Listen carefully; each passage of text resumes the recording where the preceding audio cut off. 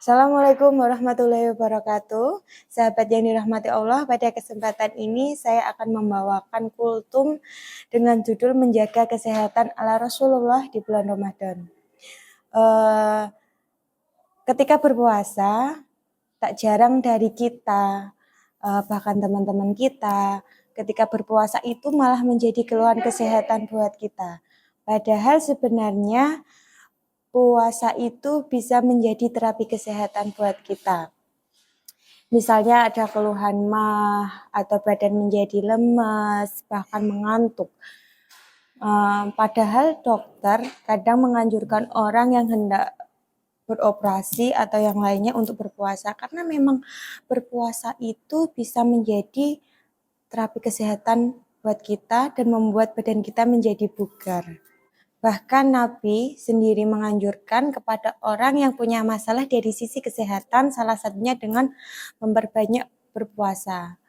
Tapi kenyataannya kita puasa malah kayak jadi keluhan kesehatan. Kenapa? Apa bedanya puasa kita dengan Nabi sehingga Nabi puasa makin sehat, kita puasa malah semakin sakit. Kita tahu ya cerita Nabi ketika sedang berpuasa, aktivitas beliau lumayan berkeringat banget loh. Karena Nabi berkendara menggunakan onta atau kuda. Udah panas, berkeringat. Orang yang lagi berkuda itu kayak orang yang lagi treadmill atau lagi berlari.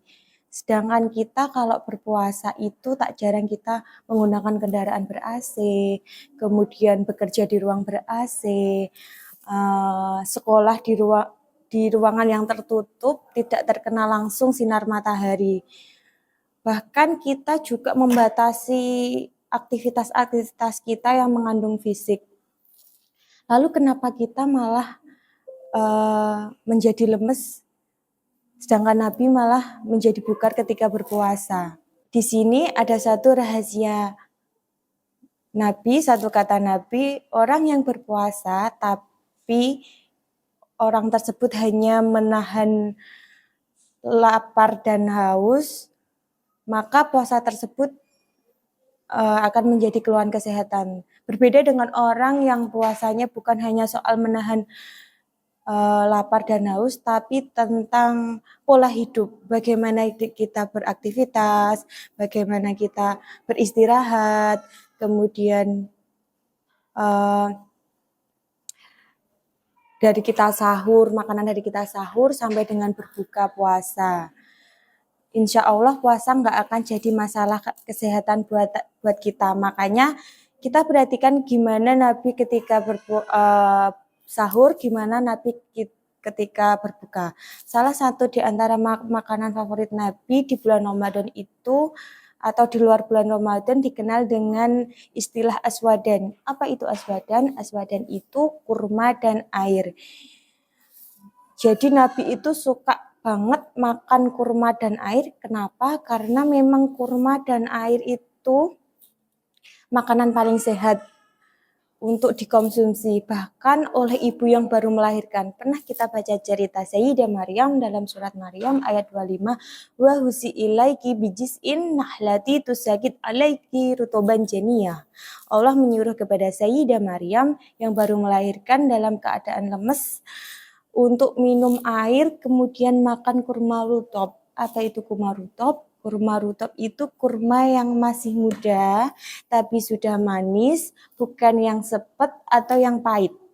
Nah, itu kurma yang paling bagus untuk orang yang pengen cepat mengembalikan energi tubuhnya. Sehingga kurma itu rutoban janiyah, makanan favorit Nabi. Gimana ngedapatinya?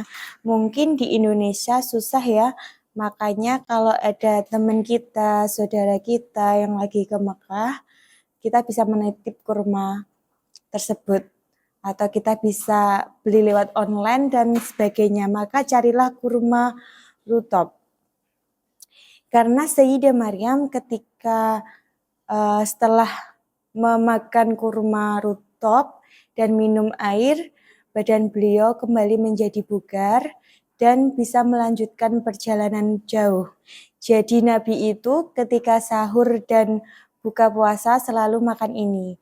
Kalau teman-teman mau dibiasain, coba deh. Tiap buka sebelum sholat maghrib, cukup makan kurma dan air. Jangan makan bubur dulu, kolak, bahkan makan makanan berat. Insya Allah kurma aja bisa menjadi terapi kesehatan buat kita. Tapi kalau puasa kita soal balas dendam dari lapar, akhirnya semua kita makan, biasanya memang puasa itu akan menjadi keluhan kesehatan buat kita. Itu salah satu di antara tips kesehatan Nabi di bulan Ramadan dengan pola makan teratur dan baik. Mudah-mudahan kita tetap bisa bugar selama bulan Ramadan, tidak mengurangi aktivitas daily kita. Wassalamualaikum warahmatullahi wabarakatuh.